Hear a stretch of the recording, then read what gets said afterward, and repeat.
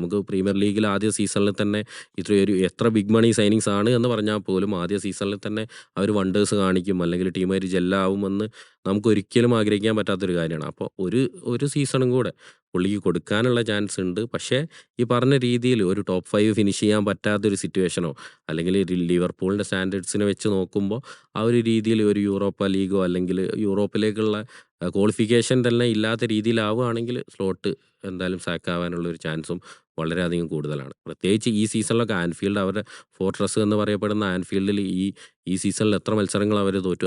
ആ ഒരു മെൻറ്റാലിറ്റിന് അവർക്ക് ആ ഒരു പ്ലേയേഴ്സിനെ കീപ്പ് ചെയ്യാൻ പറ്റുന്നില്ല. പിന്നെ സലാഹായിട്ടുള്ള കുറച്ച് ഇഷ്യൂസ് കാര്യങ്ങളൊക്കെ ഉണ്ട്. പുള്ളി പോകുന്നുണ്ടോ അല്ലെങ്കിൽ പുള്ളിയുടെ ഫ്യൂച്ചറിനെ പറ്റിയുള്ള ഇഷ്യൂസ്.